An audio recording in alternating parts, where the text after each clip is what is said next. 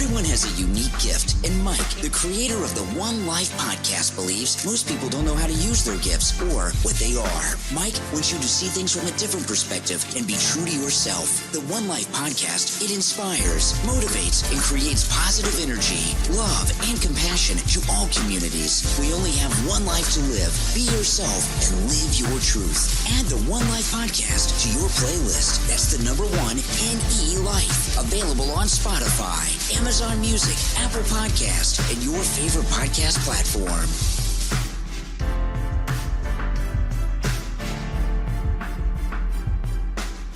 What's up, y'all? Welcome to the One Life Podcast. I am Mike MIC Reed, and here we talk about positive psychology while we're taking care of our well-being and telling your story, because everybody has an amazing story. I can't get that word out. Let's go. Anyways, in studio today, we have Ness from Natural Kings and friends of the program in the building. What's up, man? Yo, man. Thank you, bro. It's a little different for me. You know, I'm on this side. I'm on this side now. You were shocked, wasn't you? Yeah, I am a little in shock, but it's all good. You knew it was coming, though. Yeah. And so when I text Ness last night, because unfortunately my other guest, he got into a car accident. Oh, damn. Yeah, so he couldn't make it. And I text Ness last night. Like, hey, man, what you doing tomorrow? I already knew it was you coming. Next. And he was like, shit, I knew this was coming. I already knew. Yeah, you knew it was going to come. I was telling somebody this morning, because I was telling them, you actually have a fan. I wore one of your hoodies to school. And not today, not this one, but the family one. Yeah. Like last week, and some dude came up to me. He was like, hey, man, that's from Retro Kings? And I was like, yeah. He's like, yeah, I don't know him, but, man, I know his stuff. He's like, he's dope. I was like, yeah, that's my boy. He's like, for real? I was like, yeah. So this morning when I saw him at school, I was like, he's going to be on my show today.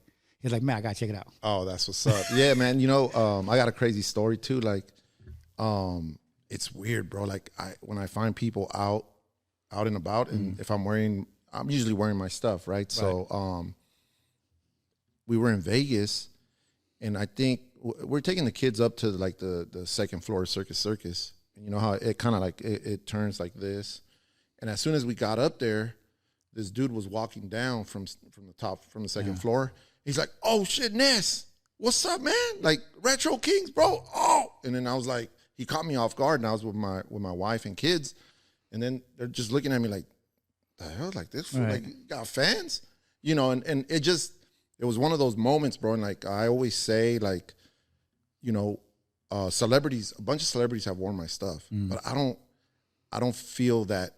I don't feel it like the way any random person that just goes on the website and spends $30 on a shirt, $60 on a hoodie, hard-earned money, and they keep wearing it. You know, celebrities, they'll wear it one time and then they toss it. They got all the clothes in the world, but it was dope, man. No, I know, and that comes from your humbleness.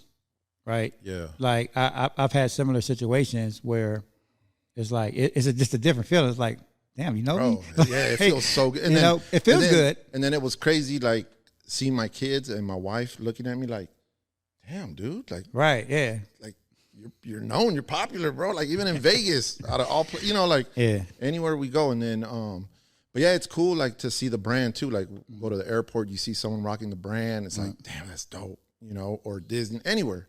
So it's gratifying, man. And that I think that's one of the things that keeps me going too. Like, you know, when I see stuff like that. Well, again, it's something that I always talk about, man. And I actually learned this from Dwayne, our boy Dwayne.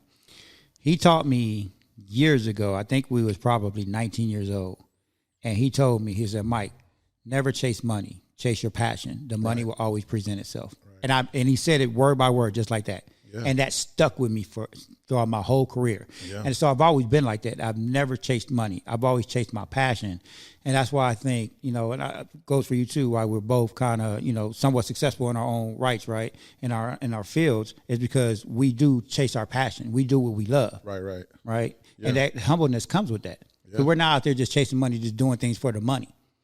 There's passion in it. And you know, and I got to ask that question, like, you know, obviously, you know, you do my podcast, and that's one of the things. Like when they got to ask me a question, that's what it was, and I said, don't ever chase the money. Right. Do it because you want to. Do it because you love it. Yeah. And then the money will come. Money will always And come. then too, I was watching another podcast where the exhibit was on, and he said it too. He's like, people know when you're fake.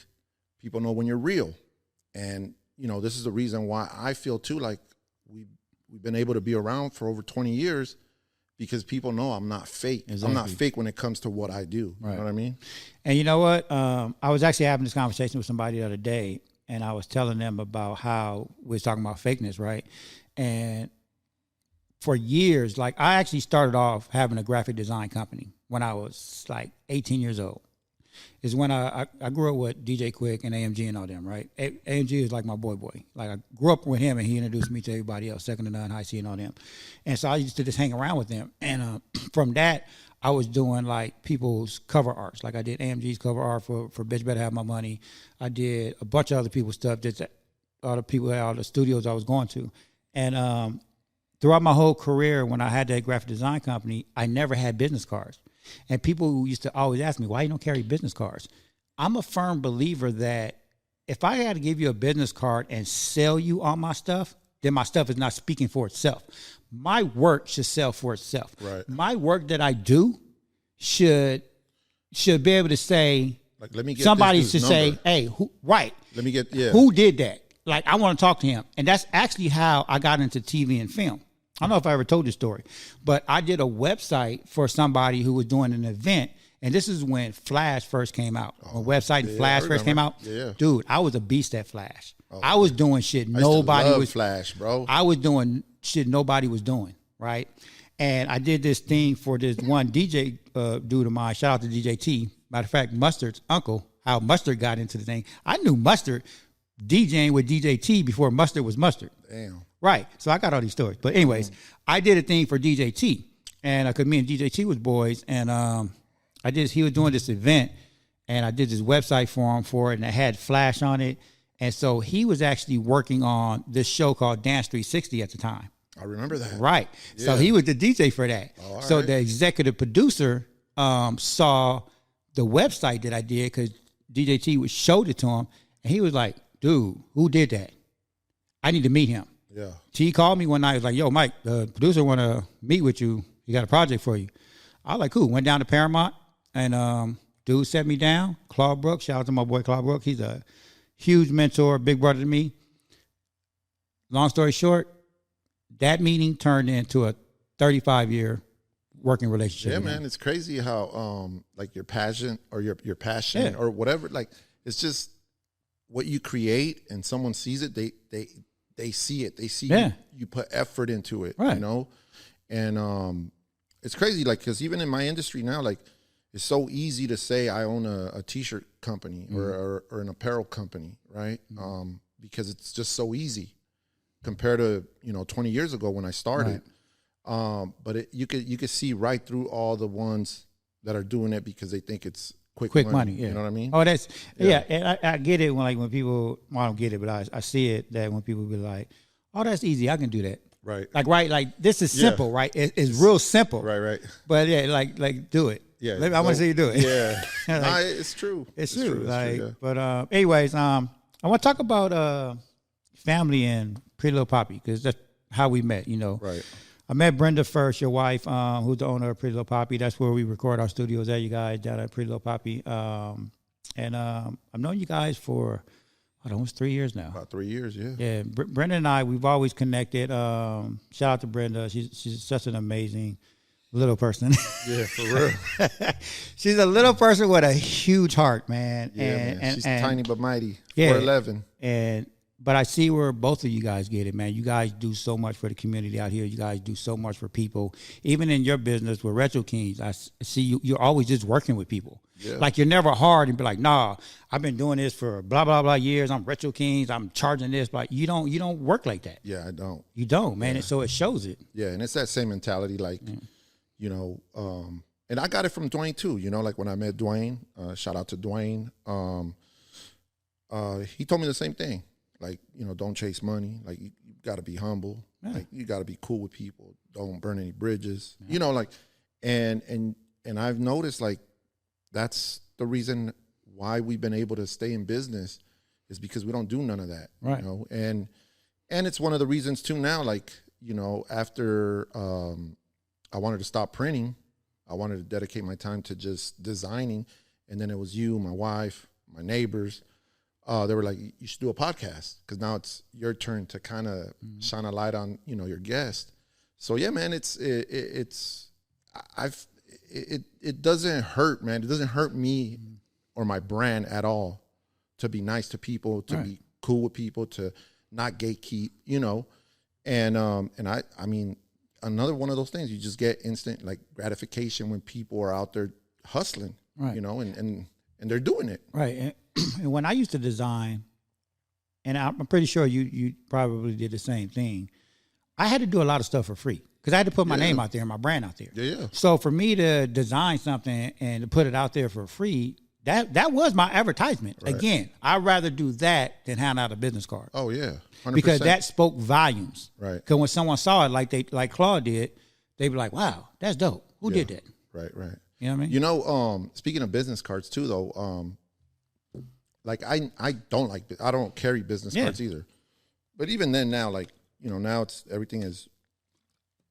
What's your social media, right? Like, let me go check out your stuff on social media. But back then, I ended up getting some business cards made, right? But if you look, every business card is like 2 inches by 3.5, right? Rectangular.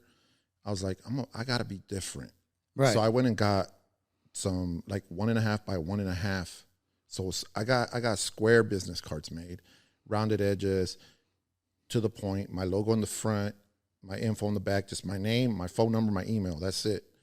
And it was like, boom, when I hand out my business card, they're like, oh shit, this is dope. Like this, you know, like I never seen a business. So then it opens that line of communication. So whatever you do, you have to be creative, you know? And I knew that people are going to be out there handing business cards and every single business card is going to look the same. But here I am with a 1.5 inch by 1.5 inch. They're going to be like, oh, I remember that dude because of the business card. You know what I mean? You know, it's funny. I did the same thing, dude. I created, I think mine was 1 inch. I created so many business cards because people kept saying, you need business cards. And I've created them, but I was like you. I was like, I don't want to just do a regular business card. Right. And something that Claude taught me when I was doing pitch deck books for shows, and it made sense to me. He said, dude, you got to think about the same thing as business cards with pitch decks for shows. When you're going to pitch a show to the networks, they get so many people that come in the office and do all these pitch deck meetings, right? And they all, and we call it like a one sheet or a pitch deck. It's a leave behind. Because after you do your meeting, you always want to leave something behind. But if you look at their desk, they have all these one sheets and pitch decks on their desk. What's going to stand out between yours and the other 20? Just the same as business cards. Back in the day when people used to hand out all these business cards, everybody got a stack of business cards. I'm not about to go through 100 business cards to find out what I want. So what's going to stand out? Like you said, you got to be different. You got to be right? different. So I created all these different business cards, but I never landed on something that I was happy with because it was my brand. I kept always going back to, man, if my work don't speak for itself, man, why am I passing out a business card? Right. I don't want, and that's why I don't like sales to the day. I don't want to sell you on myself. I'm not a salesperson. I'm not a salesperson. But you're gonna get those ones that you're gonna be at the right place at the right time, and that's when you need it. You know, because you don't have time to sit there and be like, go through my Instagram or do they like they don't know about you. Yeah. You know, but they get a vibe off of you, and then they need something, right? So then I think that's when you like, boom, it's here. You know, even though now, I mean, everything's on your phone. You just boom, like I even did the tap business card where you had the little thing at the bottom and you tap and now you got all my information. Right. Like I think I used it like maybe 3 or 4 times and people was like, oh, that's cool. You got all your information. And I did like that because you didn't have to sit there and type it out because people don't have time, right? So it's like, cool, tap my phone, all my information pops up, right? But I stopped doing that. Yeah, man. It's, you know what it is too? Like, it's the conversations. Like, let's say I just met you now and we're having a good conversation and I want to work with you, you know, you're going to end up giving me your number. Yeah. I'm going to have your number. Hey, yo, I'm going to hit you up tomorrow. Let's set something up. You know, if for whatever reason the vibe's not there, then I'm going to be out of here. I don't need your business. I don't need anything. I'm just, you know, yo, hey man, it was cool meeting you. I'm out. I got to go. But if you connect with someone, chances are you're going to have a good conversation and you're going to exchange phone numbers, and then boom, it's memorable, right? Yeah. And that's something that I know we keep talking about Dwayne, but it's something he taught me. He actually helped me design my logo. Dwayne helped me with that. Yeah. And he's the one that told me to take out the O and put the 1.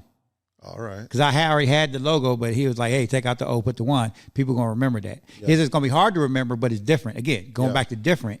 So, and if you ever notice, and if anybody ever noticed, know me, I don't wear nobody hats but my own. Yeah, I noticed that. I wear anything else, but my head is my brand only. Right. Right. So whenever I'm talking to someone, they always, have business cards on. I said, no, just look me up, One Life, right here. Right, yeah. If you can remember that and remember our conversation, that means we connected. Right. Now I want to talk to you. Yeah, and then that's when you know, like, all right, cool. Like, you exchange numbers and you guys are good. Like, you don't need a business. You don't need none of that. Because you've already... You already did it like this, face to face. Right. And if it was memorable and you made an impression, they're going to find you and they're going to reach out. Yeah, no doubt. Period. No doubt. So anyway, let's talk about Retro Kings. How did you start? So Retro Kings, and a couple of weeks ago we celebrated our 11th year. Yeah, congratulations, by the way. Yeah, 2014. I actually, for those that know me, like, they know when I do things, I do them calculated, right? So when I went to set up the brand, and get it like legal, like this brand, like it's for real now. I did it on the same date as Nike, January 25th. Now, I want to pause right there because I know you did it. I've heard you say that a couple of times. How much time, like when you planned that, did you have to wait like 6 months before that date came back? Yeah, it was like October to January. So it was like 4 months. Okay, 4 months. You know what I mean? But it gave me time to develop the brand. Okay, cool. So when I thought about it, I'm like, yo, I'm gonna release this brand for real on January 25th. Okay, dope. 2014. But it gave me time from October to January to just develop designs and come up with logos for my brand, like everything, right? The website, everything. So it was kind of cool. Like, I didn't have to wait too long, right? But it gave me enough time to develop. It gave you enough time, yeah. Yeah. So, but before that, I used to have another brand called The Freshness, and I started that brand kind of like when I first met my wife. My daughter was born already, I think. Yeah, it was like 2006. And I remember we were at the apartment, and I'm on the computer. I'm listening to Kanye's album, like his first album, right? I'm listening to his album. And my wife is just chilling right there, and I'm designing. And then I'm like, damn, Kanye's dope. Like, he's from Chicago. I'm like a big Bulls fan because of Jordan. And I was like, let me do this design. And then back then, like, remember Kanye used to wear those shutter shades. So what I did is I took the Chicago Bull logo and I put the shutter shades right on top of it. And that's all I did, right? And then underneath I put Chicago's finest. So it was kind of like giving a shout out to Kanye, but also, giving a shout out to the Bulls. And I posted like on back then there was no social media like it is now, but it was like on a website, I think on Hypebeast, like the threads and everything. Okay, yeah. And then people were like, yo, that's dope. Like, where can we get this shirt? Blah, blah, blah, everything, right? And then some dude from Karmaloop, shout out to my boy Blake, he saw it. He was working at Karmaloop at the time. And he was like, yo, hey, bro, are you selling these already? And I'm like, nah, I just designed it. He's like, bro, we could sell this shirt on Karmaloop. And I was like, let's do it. I get on Karmaloop and I see it's like the biggest streetwear website out there, right? And I don't know about now, but back then it was like the biggest one. So, bro, long story short, we end up putting my stuff on Karmaloop. I printed a dozen because I wasn't sure. Like, I might sell one today and nothing tomorrow. Right. First day we sell like 15, bro. I'm already in the hole. I'm in the hole 3 pieces, right? And these guys are real big. Like, hey, man, you got to ship within 3 days, tracking number, everything. And I'm like, damn. So, okay, so here I go, like, scramble to get more printed. So I get more printed. Next day we sell like 10. The next day we sell like 20. The next day we sell like 16. And before you know it, bro, like, I've sold like 300 of them in like 3 weeks, right? And I'm like, damn, this is dope. But that's what it does. Like right now you can't see, but I got goosebumps. Right. And it makes you like, it hypes you up. And what it did is it just made me want to keep designing some new stuff to put on PERMAH, to put it on there and sell it. And so I'm sitting there designing this, and then I tell my wife, like, hey, this stuff is selling. And we got to think of a name brand, because they want me to put it on PERMAH. Or actually, it was before we started selling it. And then she's like, why don't you just call it Freshness? And I was like, that sounds kind of dope. Like, it's like the word fresh, like from the 80s, like the time I grew up as a kid, as a teenager. I was like, yeah. And she was like, but only use one S. Don't use two S's, because my name, right? Right. And boom. So then there it is, Freshness. So I go and I'm trying to buy the domain. It's taken, right? I'm like, damn. So I'm like, all right, we're going to use the Freshness. And that's how it started. And I just started selling on PERMAH. And back then, PERMAH was so dope, man. And I kept telling them when they took that feature off, like they had this feature on there where it was like top sellers, right? The top selling teas from all these brands, like the top 100. You wanted to be number one, bro. And I was number one like a bunch of times. And I had like my competitors, like I inspired them to keep creating, because they want that number one spot, right? When someone overtakes me, bro, I'm like, no, man, I got to get back on the computer. I got to get in the lab and I got to create something. And it created this community of up and coming brands that were just hungry, bro, like hungry to like be number one, And it was a healthy like competition. Bro, it was so dope. We met each other. Like we that's dope. Like we went to Magic. We all met each other. It was dope. Like everybody had their own niche. And at times, like if it was a dope Jordan coming out, everybody would do a shirt like to their style for that Jordan coming out. And it was just a dope time, man. And so then it started like building my brand. So then what happened from there is like all the stores, the mom and pop stores, like they would go on PERMAH to see who's doing numbers. And then here they go, like start emailing me. Hey, what's up, bro? Like, I'm from store whatever. I see you're selling on PERMAH. I see you're doing really good with these shirts. Do you have a line sheet? Do you have a catalog? Oh, I'm like, damn, I don't. In my head, now I got to go and create one, Hey, So at the time, because you mentioned Magic, right? A lot of people don't know what Magic is. I know what Magic is, because Dwayne hipped us up on Magic years ago. Yeah. I used to do Magic. And when I tell you Magic, I miss Magic. Magic ain't the same no more. No, it's not. I don't even think they actually. It used to be like a big party. Yeah, that's what I'm saying. Like, but people, the big companies like Jordan and these big clothes companies, like their booths was like real stores. Yeah, right. They was real stores, and they was real creative with it. Right. Like it was dope just to be like, wow, that's a dope ass booth. Yeah. The only problem with that is you get a lot of like at Magic. For those that don't know what Magic is, it's a trade show for apparel companies. So all the different apparel companies, everybody's there. Like it's coming up too. It's like in a couple weeks. Everybody's there, and then all the buyers come. But there's buyers, there's international buyers, there's buyers from Japan, Australia, all these places. And a lot of the buyers, especially like the guys that are coming from Japan, they're not here to party, man. They were here to do business. And what happened is they get kind of nervous, man, when they see a bunch of people partying at a booth. They don't want to go in there because they're afraid. It's not comfortable for them, So they had to stop that. They had to stop it because there was too many complaints. Like, hey, man, this is turning into a big old party now. It's not even it's not even to do business. It's just people out here just to have a good time. So what I remember, and you're right, but I also remember that because at the time we did Magic, I think for like 10 years. It was only maybe 2 years we actually had enough money to get a booth. Right, but we didn't have booths like them. Like we had like a relative 10 by 10, right? Man. But and this is the time like me, Dwayne, and a couple of childhood friends, we had the Negro Leagues apparel, and the first 3 years we did like most people starting off that couldn't afford Magic.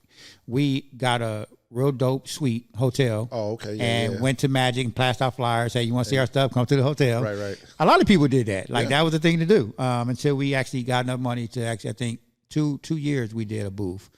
And then after that, we finally got a deal with Rockaware. Oh, dope. Dope, but not so dope. It was the year. It was the year that Jay and Oh, they broke up? When they broke up. So it was And the Dame. Dash, yeah. It was Dame that actually gave us the deal. Oh, damn. Yeah, it was Dame that gave us the deal. And man, we was right there, and he was like, "Yeah, we're gonna release this on blah blah blah." And we was like, "Cool." We went home. I think it was a couple of months after that they announced that they were splitting up. So then we called our rep from Rockaway. Was like, "Hey, so what's going on?" He was like, "Yeah, man, all the deals that was on the table off now because they splitting up." That's whack. Right? Yeah, and I bro. think we was like year 7 or 8 or something. So we busted our year all those years and was like, Dang. but Yeah. I mean, it was a learning experience. Things it was happen fun for a reason. Everything happens for a reason. Absolutely. Yeah, like we finally, we did the same thing. It was just me. I mean, it was just me at first. I had a full-time job. I would come home, pack orders, and the next day take them to the post office on my break. Like it was that until I had this homie of mine. He went to school for business and he graduated and he couldn't find a job, bro. Yeah. Like he was like, yo, I'm applying everywhere. They're not hiring, man. He's like, hire me at your place, And I'm like, bro, we're going to pay you minimum wage. Like, Right. They don't care that you got a degree. Like they're going to pay you minimum wage. So I don't want to do that to you. And I was like, look, I got this little brand. Help me run it. Because during the day, like, you get phone calls. Like I'm over here getting phone calls I can't answer. Like I'm at work. Like at break, I'm over there making like talking on the phone. Like my days were like gone because I had no time to rest. So I had him come on board. He came on board. He was running the shop, and I made him a partner. And this has been like one of my biggest mistakes in business ever, right? And I tell people, like, when people actually decide, like I see 2 people in business, I talk to both of them, and I'm like, yo, let me tell you my story, because this is what happened to me. This was my boy. We were like this, bro.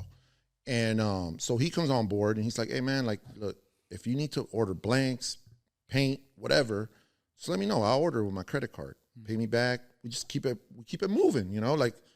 And I'm like, all right, cool. So we start doing that. Boom, and things are going good, right? And we end up doing magic, right? I go and talk to my wife's grandparents. I didn't have the money. It was like 10 grand, bro, to do magic. 10 by 10 booth, and you're going to spend 10 grand. Because the booth is like 6. Yeah. Food, hotel, everything, right? Everything. Transportation, everything. So Grandpa says, yeah, man. He believed in me, and that's what I loved, like, about her dad and her grandparents. They believed in what I was doing, right? He was like, yeah, you need it? I got it. Goes to the bank, gives me 10 G's cash, right? So we're like, damn, all right, I guess we're doing magic, right? So here we are. And I already knew, like, man, there's going to be these booths that are going to overcome. Like, they look huge. They're huge, right? You see them. And here we are in a 10 by 10. Like, I mean, booths upstairs, downstairs. Yeah, like, right. Like VIP style. Like you want to go upstairs, you got to go through a VIP. Like, and here we are with a 10 by 10. And I'm like, we got to be creative, bro. Yeah. So I'm like, what are we going to do? So we went and designed this poster. And it said, like, greetings from, like, Sin City. Like, it had a girl. Like, it was just a dope one color poster. And we printed a bunch of them. And we're like slapping them everywhere. But it had like the information for the booth and everything. So then people started coming to the booth, checking it out. They're like, yo, you guys got some dope stuff, blah, blah, blah. But they never heard of us. Right. So they were kind of afraid to place orders. And we're like, damn, dude, we might, like the first day we probably did like maybe like $800 in sales, right? We're like, oh man, I don't think this is going to be worth it, man. Like 3-day show. The next day, again, like maybe like 2,200 in sales. All right, a little bit more, cool. And then the last day, bro, and I'll never forget this, man. Some Japanese guys, right? Older dudes, suits and everything. Like you're at a streetwear, like you're in the streetwear section of Magic. Yeah. And here they are, like walking in suits and everything. And they look at our stuff and they're like, They walk in and they place like a $10,000 order, right? To ship to Japan. And I'm like, bro, what the hell? And that opened my eyes to, it doesn't matter who's there. Yeah. Like you got to talk to everybody and you got to be cool with everybody. You can't, because I'm already seeing him like he's Asian, like, man, he ain't going to buy. He don't understand my culture. He don't understand the culture. Right? He's in a suit. nah, these dudes understand, you know, and it goes back to that same thing where they came to our booth because we weren't out there partying. We're trying to sell, and, you know, we were friendly. Your work spoke for itself. Yeah, and we were friendly. They looked at the work, they liked it, and boom. So then, man, like, we're like, dope.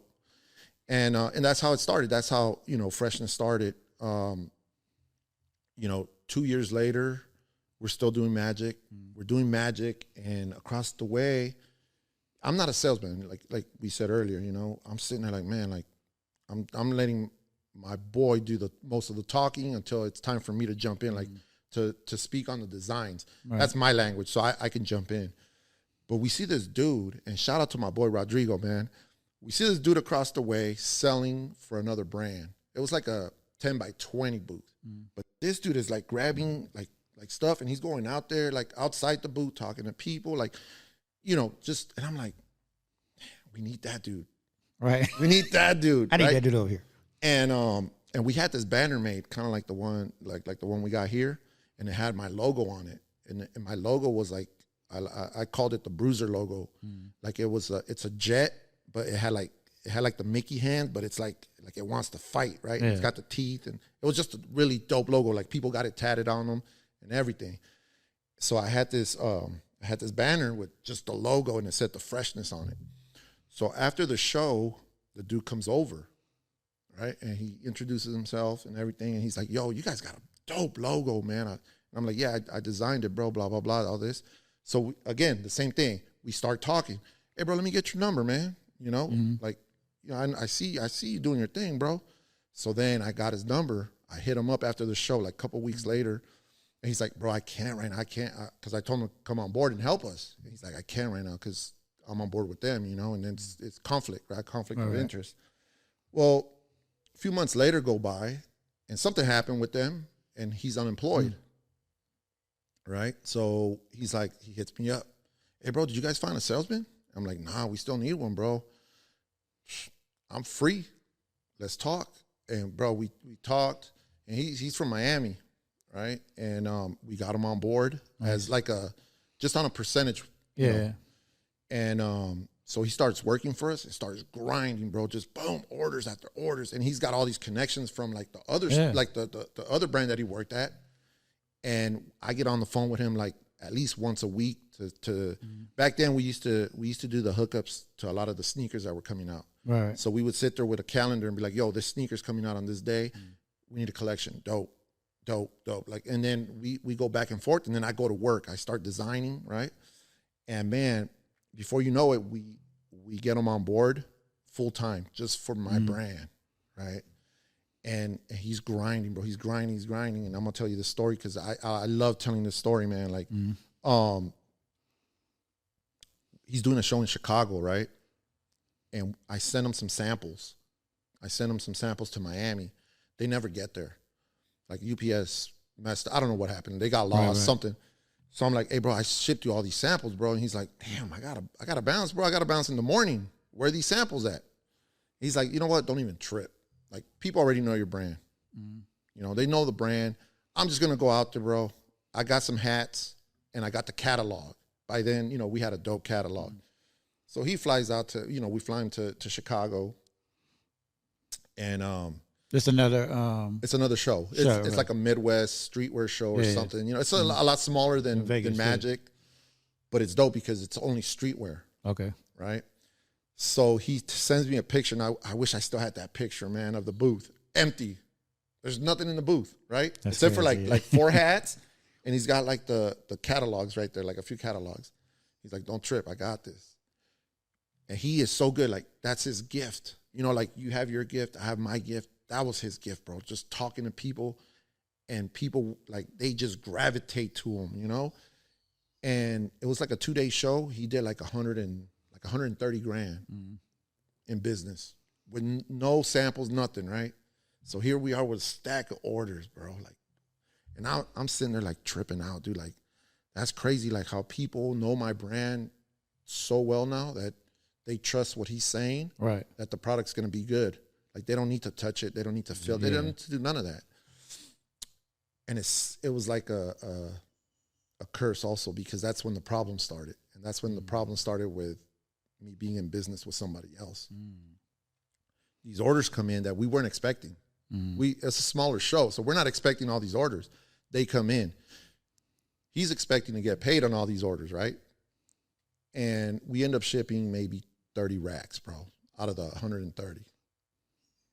That dude's pissed. He gets on the phone with me like, yo, Naz, blah, blah, blah, blah, blah. And I'm like, bro, you know me, like I'm in marketing, I'm in design, like you need to talk to him. And he's like, bro, you know what? I can't be doing this, bro. Like you guys, like I'm losing all this money because you guys are not doing the right thing out there, blah, blah, blah. Like he just went off on us, right? Ends up leaving. Like he don't want to work for us no more. Rightfully so. Like I do the same thing, you know? And that's where the problem started with me and my partner. Like it was just whatever I wanted, he wanted something different. Right. And then instead of us coming like this, we started doing this little by little. And then before you know it, like we did over a mil one year, bro. And then the next year, you know, everything just shut down. Like we had a store here on the boulevard, right? When they first built the boulevard, shut that down. We had a 2-story warehouse. You know, my office was on the 2nd floor overlooking the golf course, like just dope. Had to shut that down, you know. And it was because we couldn't meet in the middle. And that's the sad part about having partners. 'Cause I know you've talked about this on your show many times about that. I've been in the same situation where even like I executive produced this one, not a TV show, but it was a film. It was a feature film. And I had 5 partners. And I executive produced it. I own all the rights to the film. And I got all the contracts from the actors to everybody. And it's all under my production company name. And so I owned all the rights to everything.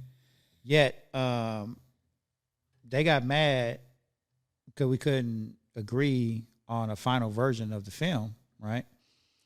So I was just like, okay, cool. Like, I'm not releasing the film then. And then they wanted a higher percentage.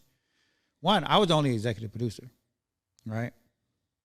They got mad after I started doing the contracts because my contract said, because I was the executive producer and the only executive producer, meaning I put up the money, I get first money out.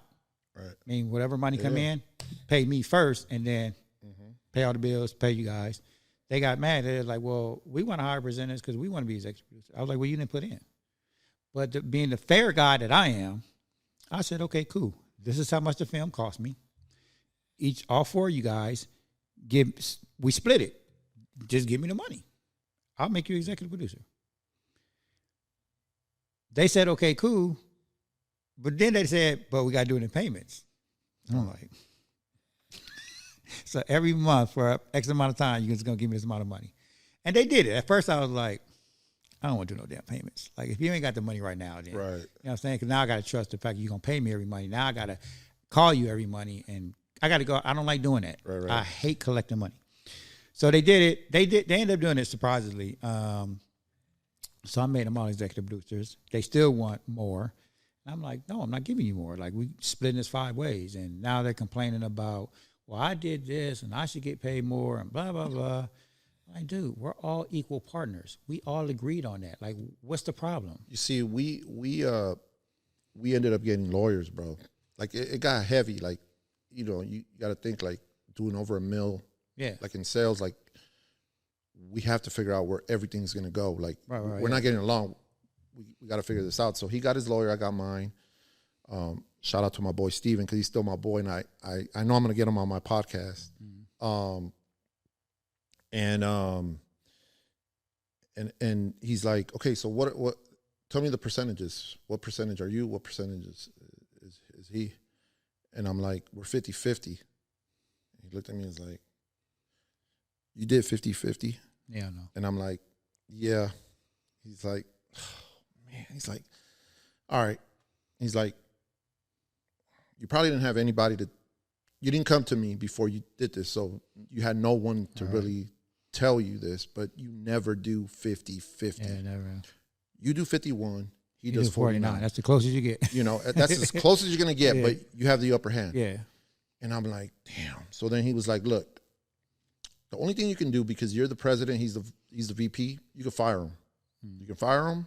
He can't come to the shop anymore, but he's still got the keys. So he can come in whenever he wants because he's a partner. And I'm like, okay. So I ended up firing him, right? I'm like, look, I don't need you here no more. And I'm the president. At that time, I wasn't humble, bro. I was just like, look, I'm the president, bro. Like, I don't need you. You need to be out. And it just got so bad because he was my boy. And that's the worst part. You know, like, we were tight, man. And now it's like nothing, right? And yeah, man, we got lawyers involved in everything. And it's just like, it was such a headache, man. And you know, 2013, that's when I lost the business. 2013 also, I separated from my wife. So it was like all this coming down on me. You know, I almost lost the house a couple times. Like, I remember my boy Ernie, who I had on the show, he would come over, try to like, kind of like hype me up to design. I wasn't feeling it. And, you know, we try to sit in front of the computer to design, then we get hungry. I have no food at my house. I got no money in my pocket. I got no money in the bank. And I'm just like, dude, what the hell? Like, what am I doing? So it was like, you know, like I say, being an entrepreneur, man, you're going to go through your ups and downs, right? Yeah, and that was 100%. 2013 was it was like basement for me, basement low. And it was just one of those things I just put in my brain, like little by little. It's not going to be overnight. It's going to be hour by hour, day by day. I have to get out of this hole. And I finally did, you know. And, you know, it's crazy because there's a very similar situation. Like I said, when they all wanted more percentages, I was like, no. I was like, it's my show. I said, I gave you guys what you wanted was executive producer credit, and you guys get a percentage now. But I'm not giving you nothing else.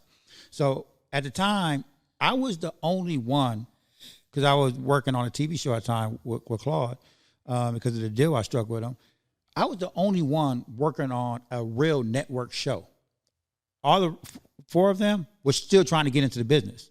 So in my brain, I'm like, okay, you're stupid. Like, listen to what I'm saying, because I know what I'm doing right now. I'm the only one working on a network show.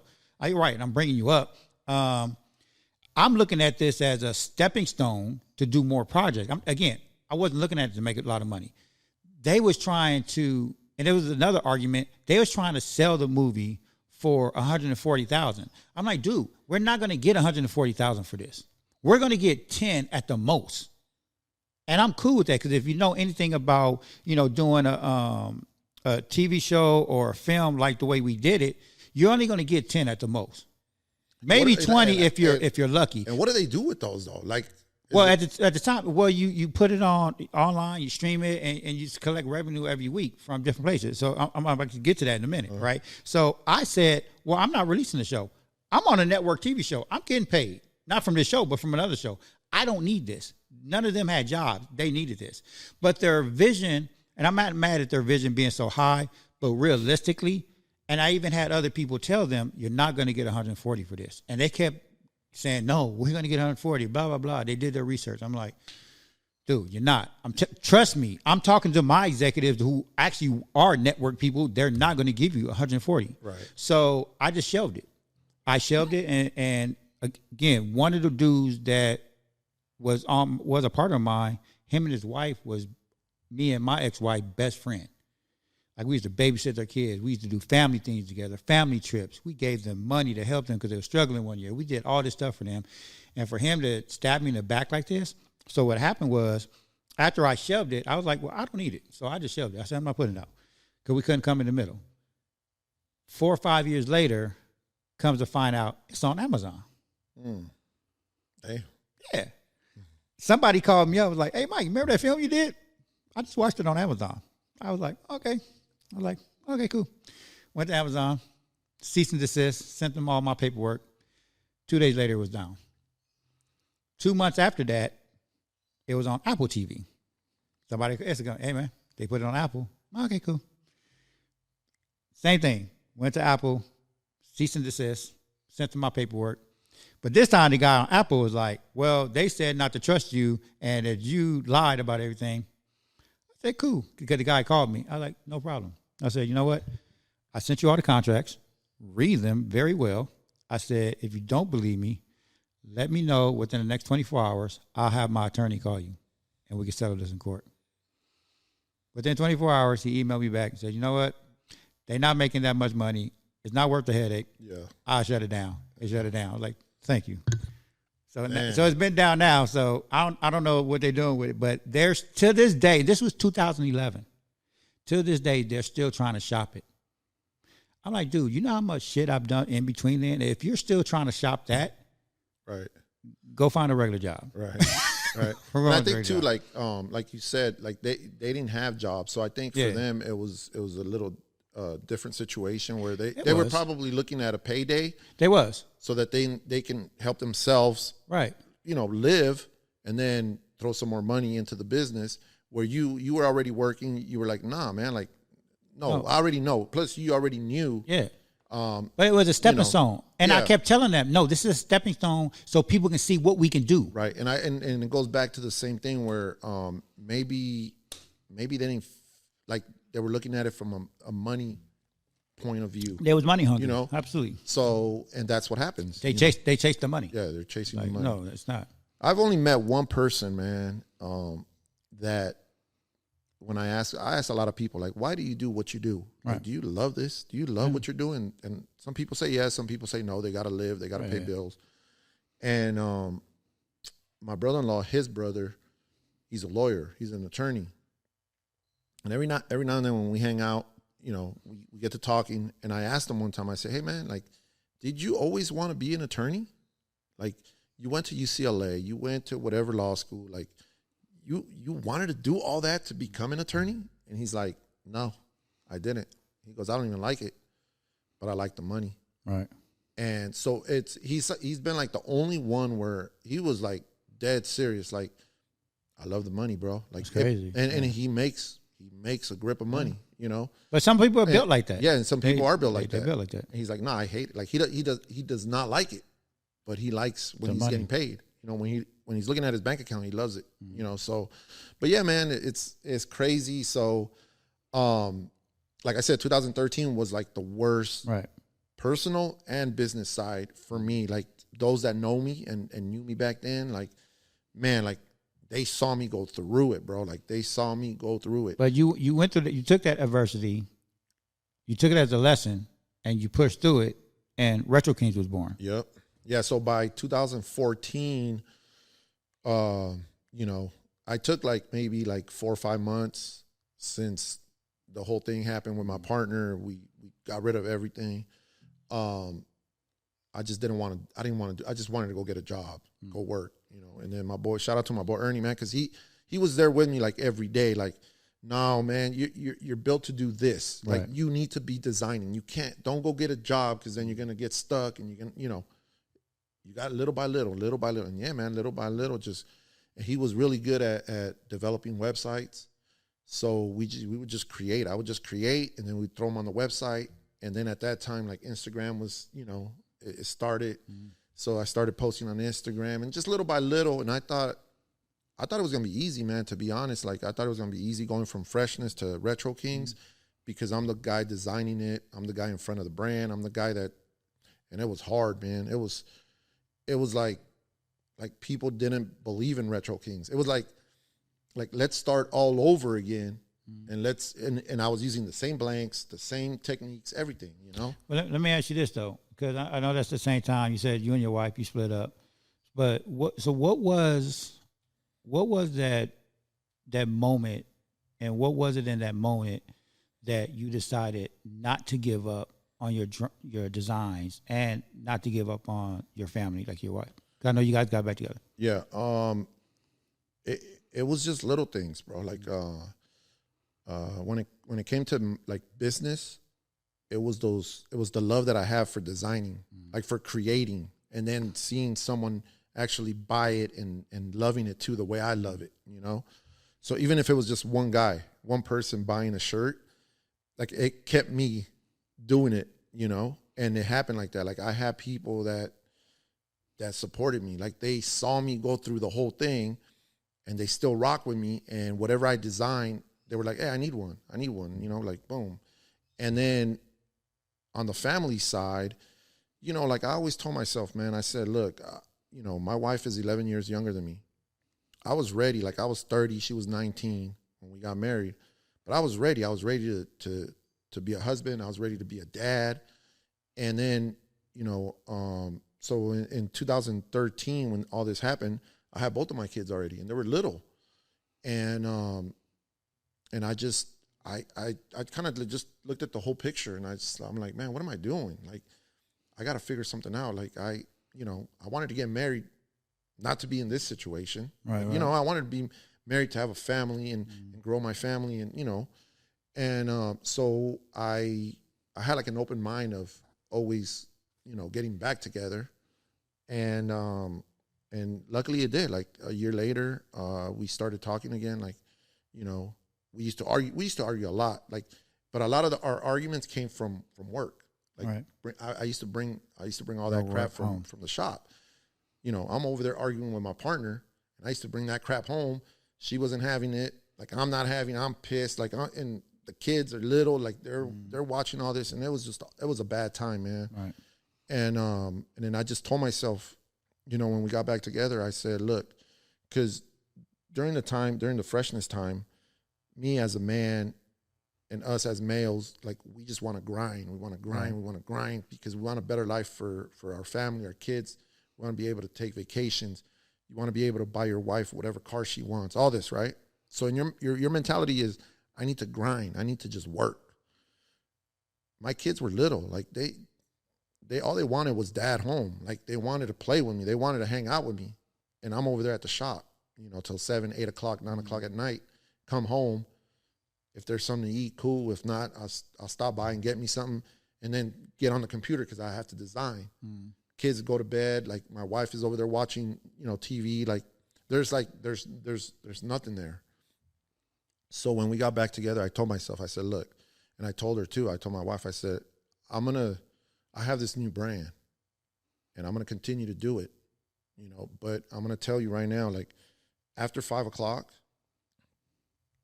I'm done. Like, if I need to do something, I'm gonna wait till the next day, because I want to be able to spend time with you. I want to be able to spend time with the kids, because I need to get that back. Right. You know, and yeah, and that's how we did it. You know, and yeah, there was times when we were under the gun for a design or something that communication, right? Like, hey, look, today I really have to go home and I gotta work on this, but maybe later we could watch a movie or something or whatever, you know. So yeah, that was one of my things, like, coming back into the relationship and coming back into, like, having a new brand. I knew I had to do things different, because what I did before, it didn't work and I didn't like it. You know what I mean? And then to this day, like, I still, like, I'm doing Retro Kings by myself, you know, and actually, like, you know, I have my boy Mark on here that, you know, you were here too. Like, he's interested in taking over my brand, because after a while, like, my goal was to build this brand, this dope ass brand, and have someone take over, but someone that has the love for the culture that I'm around, like, for them to take over and 10 times it, you know. And so I'm actually, you know, in talks with him, but yeah, to this day, I'm still the sole owner of Retro Kings. You know, and people have came, man, like, yo, let me jump in, bro. I got some cash. Let me be a partner. Nope, nah, like, you know, respectfully, it's still you. Let me just do it by myself. Yeah, it's still you. That was a long time coming. From what I'm hearing and from what I know of you and Brenda, is like, it's like a stove, right? When you turn off the stove, that pilot is still on. So that fire was still in you, and it's the passion, the passion of family, the passion of your designs. Like, you never lost that, regardless of all the struggles and the adversities you went through of the business. You never lost your passion. Yeah, you can lose business relationships and all kind of other stuff, material stuff, but your passion is always going to be in you. Right. That's why I try to tell people, business is up and down, just like relationship. Everything in life is up and down.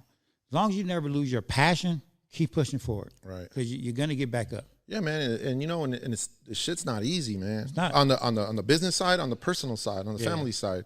Like, I don't know how many times I've sat there this year alone and argued with my wife about some shit that maybe we shouldn't even be arguing about, but we argue about it, you know. But my passion for me being a family man and having my family is deeper than that, and it's bigger than that. So we come to an agreement, then we move forward. You know, you work through it, and you work through it, and then the same thing with business.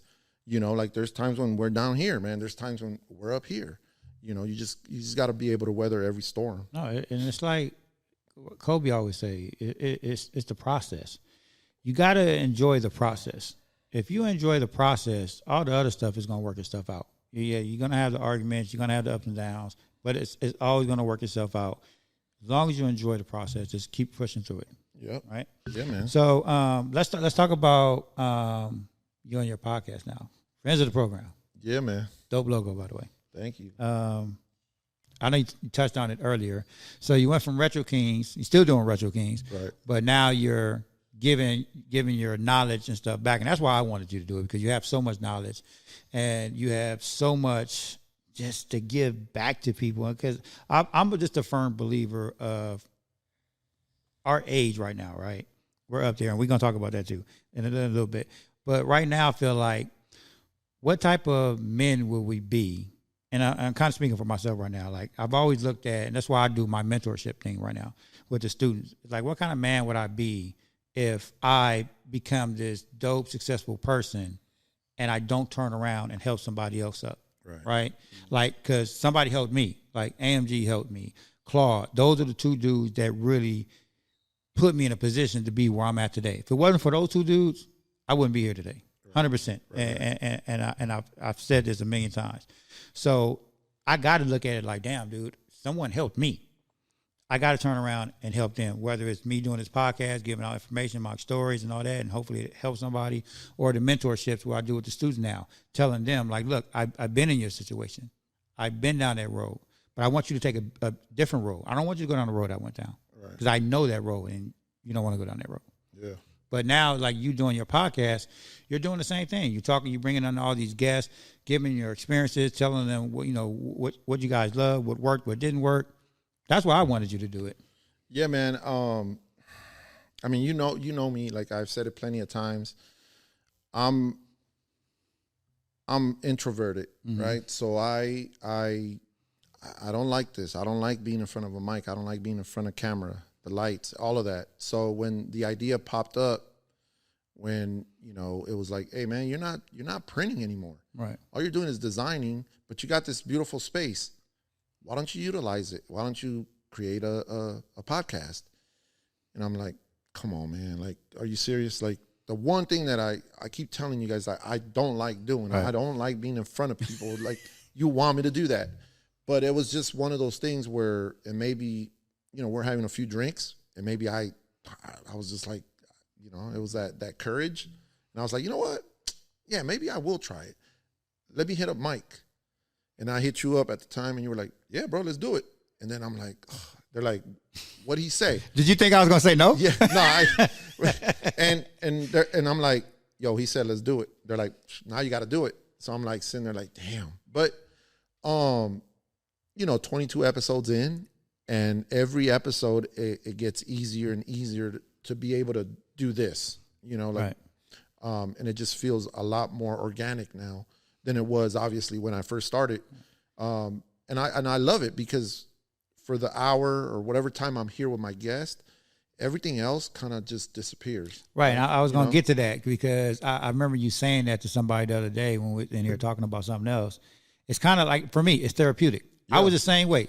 35 years, I was behind the scenes. Never liked the sound of my voice. Never liked me being in front of the camera. But ever since I did it, and it started in the pandemic, when I was just doing all the Zoom stuff with everybody else, and everybody was like, you should do a podcast, you do a podcast. And I was like, I want to do a podcast. Yeah. But when I started talking and telling my story and being vulnerable and just kind of just letting everything out, because I used to go to therapy, and I knew how therapy felt, and I was like, well, maybe this is my new therapy. And it worked. Like, I feel good. Like, it's my release. Right. And I remember you saying that the other day, like, it's kind of like that for you. I 6 months ago, I would have never thought that being in front of a mic, having a conversation with someone would be some sort of a like therapy for me. Yeah. But it is. Like, for that hour, like, everything else I just forget about it, and it's about me and my guests and getting to know my guests more, and you know, just the vibing and the conversation, and you just forget about everything else, man. It's like how people go to church. It's fellowship. Yeah, it really is therapy. It's fellowship. It's your release, and you feel like just a big weight is lifted off of you. Yeah, man. And to me, it's dope now. Like I look forward, like my first 6-7 episodes, man. My palms were all sweaty. Like I knew it was Saturday, and I got to meet Mike over there at 5. Like I'm doing a podcast. Like it was that. And then now it's like I look forward to my guests being here. Like, hey man, let's cheers and let's get the show. Let's get it cracking. You know. You know what I'm looking forward to? Your 100th episode. Yeah, man. And it's gonna happen. Like it's gonna happen. It is gonna happen. You know, like that's why I called it Friends of the Program too, because throughout my 20+ years of being in business, I've met a lot of people. You know, I met a lot of people, and now it's my turn to kind of, you know, shine a light on them. You know, like whatever it is that they're doing, I want to return that, because they've helped me throughout these 20 years. They've helped me in one way or another. You know, so now it's my turn. It's my turn to give back. So and you are giving back, and I love how you bring the culture into it, the music, the movies, the what is it? Because you got the 5 elements. Yeah, the sports, the movies, the music, the business, the design, and the art and design. Yeah. You know, I love how you brought all that together into a show. Like it's dope. And I think it was just, you know, when I was building my brands, it's just the culture in itself that I just fell in love with. Right. And the culture created everything around it. Like, you know, whether it's some dope movies that I like, you know, whether it's the music that we listen to now, you know, that's why I always say, like, to me, like Michael Jordan is the GOAT. He's the GOAT when it comes to basketball. He's the GOAT when it comes to the culture, because he created a bunch. Like imagine, like even like now, like, you know, they're getting ready to release the Jordan 1s again, like the black and red ones. And in the commercial, it's like, what if, you know, Nike didn't pay the fine? Yeah, I saw that. You know, dope. It's dope, right? And then you're like, you wouldn't have this, you wouldn't have this, you wouldn't have people like looking at your shoes and giving you that head nod. Yeah. Like you wouldn't have this culture that he built, but he built that, you know. And then little by little, the other guys came, you know, Iverson, and then Kobe, and then LeBron. Like all these guys came after him. But can you imagine if there was no Jordan? Dude, when I first saw that commercial, I literally had to watch it again, because I watched it at first and I was like, huh? Then I had to watch it. It made me think, and I was like, wait a minute, I need to watch this again. Yeah. And then I paid attention. I was like, damn, that's fucking dope. Yeah. But it was so true. And it's dope too. Like when, you know, and I study a lot of the things that Nike does, and I try to use it myself. Like obviously on a low budget level, but I try to get creative. You know. But man, I study a lot of the things that they do, and it, to me, is just, that's the greatest company in the world. Like just the way, like they're gonna make this bottle right here look so dope, right? That you're gonna want to pay.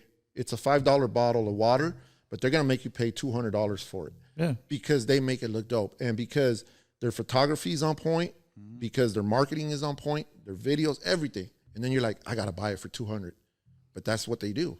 You know what I mean? I'm still pissed off at myself, and I was super sad when Dwayne said he was going to retire. Do you know Dwayne started off at LA Gear? LA Gear, yeah. And ever since he started at LA Gear, all the way up to Jordan, I never had to buy tennis shoes. Every month he would come home with a box like twice as big as that box, and me and my boy Derek, because back then, I don't know if they still do it, but back then they only made samples in like 9.5. 9 or 9, yeah. Yeah. And so me and Derek was the only ones that fit them. Like other boys, they couldn't fit them. So he would just give them to me and Derek would just split the shoes. And you know, you were getting samples that probably didn't make They didn't make it. exactly. That's my point. Yeah. So that's my point. That's why I'm mad, because when he went over to Nike, and especially when he went over to Jordans, I had so many Jordans. Even Derek right now would tell you he's kicking himself right now, because we're like, he was giving us boxes of Jordans that never came out, that never made it for whatever reason, but we had the samples of it. Just think if I would have saved all those. Man.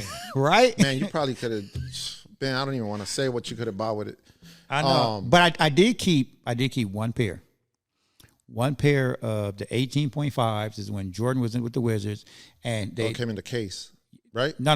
Well, I don't know if they came in the case. I can't remember that, but I don't have. I don't have the case. You probably got them like way before. Yeah. And you got so samples, no, I got. They only made 6 samples, and I got one of them. Dwayne gave me one of them. I'm not gonna say that now. He can't get sued now. Yeah. He gave me one of them. By the way, shout out to Dwayne Edwards, man. For those of you guys that want to look him up, one of the coolest dudes ever. Like, the reason why too, like, I'm connected with some people at Nike was because of Dwayne. Like, my wife was pregnant, and there was this website called Kicks Guide, and we used to go on there, and they used to have a competition every month. This month we're gonna design the Kobe 3 or whatever, right, at the time. So we all go in there and we start designing the shoe, and we submit it, and then the community would vote on it, I think, and like they would post them. And then they'd have like the top 10, and then from the top 10, you get the winner. Right. You didn't win nothing, but you won. Like, man, I won Kicks Guide Shoe of the Month. So then Dwayne would go on there, and other guys from other companies, and they would give us tips. And they humble, bro. Like, like, they don't need to do that. Like, they're not getting paid to do none of this, but they would go on there because they saw the love that we all had for this, like for footwear, for sneakers, right? And that's how I met him. So one time I just sat there and I'm like, let me shoot him I don't know if it was an email, message. And I'm like, hey man, like, I want to go up to the campus. If I go up there, you think you give us a tour? Yeah, man. Just, I mean, you got to pay for your flight, hotel, whatever, but you make it. And if I'm here, you got it. That's the one thing about Dwayne, man. And that's where I got it from. Like, he's so humble, and he was like, he gives back all the time. He's like, yeah, I'll show you around. I'll do this. I'll do that. Like, he's like, as long as I'm available. This is how long I've known Dwayne. My son wasn't born yet. My daughter was in my wife's belly. We flew to Beaverton. Yeah. And he gives us the tour, right? And my wife, at first my wife's like, why do you want to go to Oregon? Like, why don't you take me to Hawaii or something, right? And I'm like, I really want to do this. And by the time we were done, she was like, man, this was so dope. Right. But full circle, my son starts wanting to mess around with shoes and, wants to take apart my Nikes because he wants to look at the air bubble when he was like 10 or 11. So I let him. And then he starts having this love for footwear, right? To the point where he's like, he'll tell you, like, this is the medial part of the shoe. This is the lateral. This is this. Like, the terms that the designers use. And I show this to Dwayne. And then Dwayne's like, hey, bro, like, I'm having this in the summer. I'm having this, it's like a curriculum, but it's for high school students. But if your kid wants to do it, man, I'm not tripping. Like, bring them.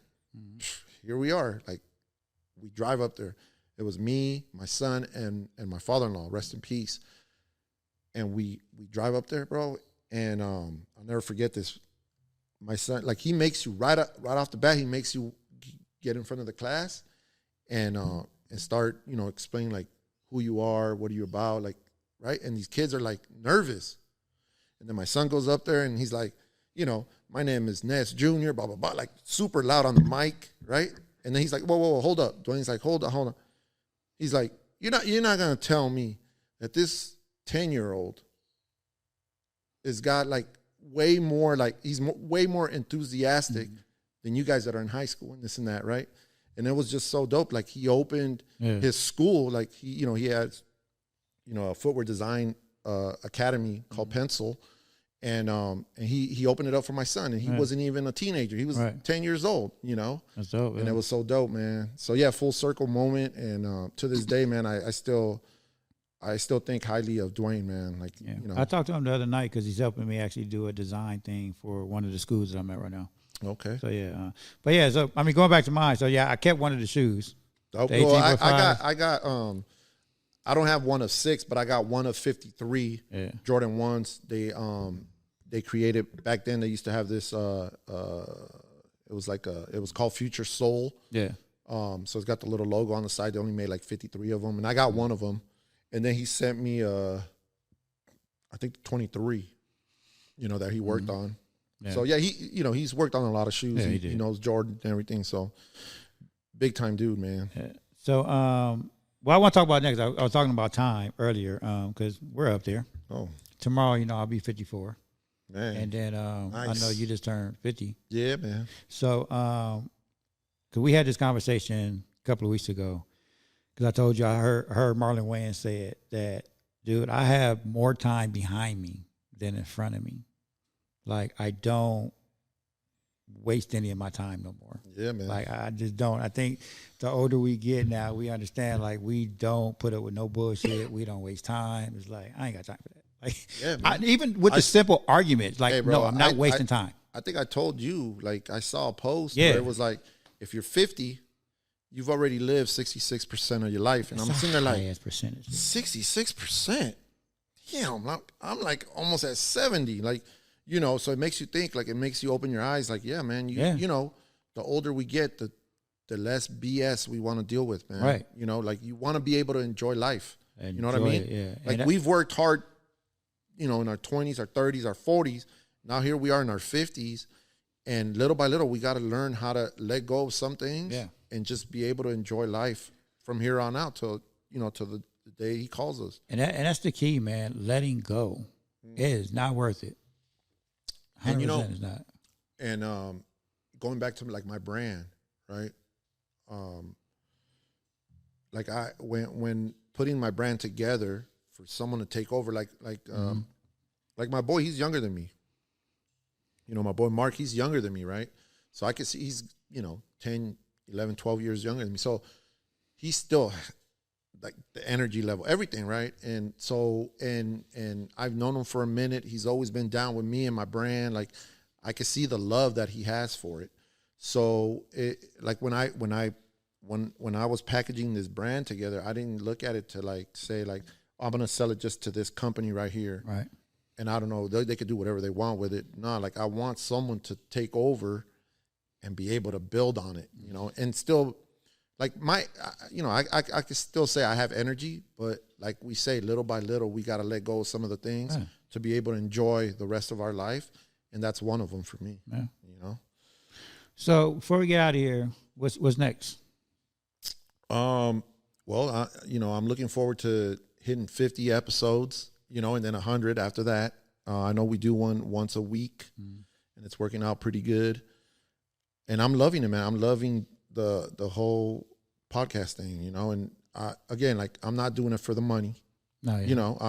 I'm doing it because I got cool people on the show, and I appreciate them too, like, for coming on my show. And then I just want to be able to, shine a light on them.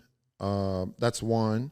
Two, yeah, maybe, if the deal happens with my brand, I want to see where he can take it. And then two, like, I design for a lot of brands, big brands, little brands. I design for a lot of people, and I love doing that. I love being in front of the computer. And that's something I feel like I could do till the day that I die. Like, it's not, I'm not a hooper. Like, I love playing basketball, but at some point I can't play competitive basketball because my knees they're not there anymore, or my back or whatever. But designing is something I feel I could do till the day that I die. And then two, like, just seeing my kids grow, man. I want to be a grandparent. I want to take more vacation, bro. Like, be able to enjoy time with my wife. Just take off. And I'm the type, I don't like taking more than 4 or 5 days. I like taking a good 3-4 days and then coming back. Yeah. I don't like doing too much either. Yeah, but just all that packaged together, man. That's kind of where I'm headed. But I see you doing your podcast. I do see you hitting 100 episode, and even more if you want to go past that. But I see it as you're also building your legacy, right? Because I think you already did that with the design. Like, that's already solid. Yeah. But now you're adding to your legacy. I should actually say you're adding to your legacy. Yeah. Like just by leaving all this content, because And it was hard, man. I ain't gonna lie. You know, and you saw it from the beginning. Yeah. Like it was super difficult for me to actually say yes, man, and Yeah. actually do it. Like have the guts to do it. yeah, because we failed on our first episode. We Yeah, did. for real. But you kept going though. You came back. You said, "No, come on, we're gonna do this we're over." gonna do it again. I still got the episode. At some point, I'm gonna put it up. It's gonna be a Yeah. bloopers reel, but Yeah, we got to do something. But yeah, man, it's dope. Like and little by little, like we've been improving on things. And yeah, I don't know where it could take us, but again, like I'm not looking at this for the money. You know, I'm looking at it for, it's friends of the family. I mean, friends of the program. Yeah. You know, they're family to me. But again, like I said, when someone, let's say 100 years from now, and someone's looking at your stuff like, oh man, you remember Retro Kings and all these dope designs? Because your designs are, to me, they're timeless. That's what I like try to old create. school stuff. Yeah, they're timeless designs.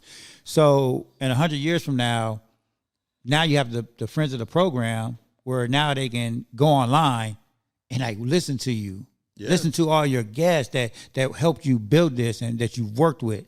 Like, that's dope. Again, that's adding to your legacy. Yeah, man. And I just had, a couple weeks ago, I just had someone that I don't really know. I know him from Instagram, like, or messaging, And he said, man, the other day I sat there and binged your shows, bro, on YouTube. Oh, dope. And I'm like, man, like, you really took time out of your day to binge my show because you wanted to, whoever it was I had on there, it was interesting to him, and that's the dope part about it to me and that's what keeps me like wanting to keep doing it and keep improving and keep getting better. I heard somebody tell me that too. They told me, they was like, Mike, I'm really loving your show. They said they're pretty long because my shows are like an hour and a half, hour and a half. And they was like, I'm on the third episode. And I was like, well, damn, you got a long way to go. They was like, I know, but I'm doing it. Yeah, man. Yeah, I kind of did like a test. I hit up a lot of people and they're like, hey, man, I'm gonna start this.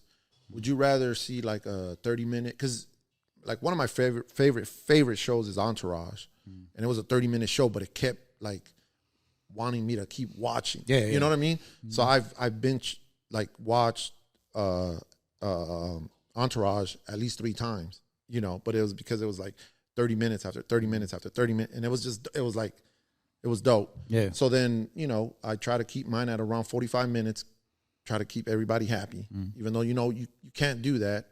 But I try to keep mine Well, I mean, sometimes that. the conversation just goes over. I mean, because I know there's a couple of times you went over hour 5, hour 10. Yeah. But the conversations are good. And as long as the conversations are good, I think that's okay. Yeah. Like I think you're still in that little sweet spot.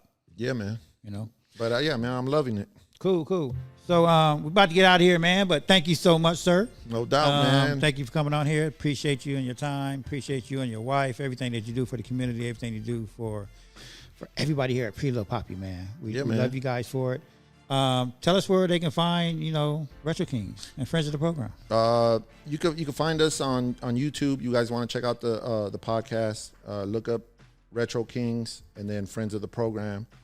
Instagram at the Retro Kings. And that's pretty much all I use. I got Twitter and everything else, but I hardly ever use it. And yeah, man. And then the website, just theretrokings.com. We do drops every now and then. I'm not too heavy on it right now, but yeah, we're about to drop a dope Jordan hoodie. His birthday's coming up, so I saw that.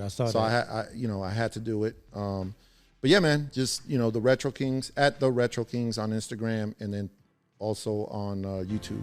Cool, man. Yeah. Thanks, man. And keep doing those drops because I actually love following you on IG now because of the drops. Yeah, man. Because I didn't know. I thought you were just doing. At first, I thought you were just doing them just to be like throwing out designs. But then you was like, no, if somebody want to order a shirt, like hit me up. Yeah, that's dope. Like I've gotten so many shirts from you because of that. Yeah. So thank you for doing that. Yeah, because now you got original stuff. So y'all hit them up on IG and keep following us, you guys. We love you guys. We appreciate you and thank you for listening and following. And we out. Peace.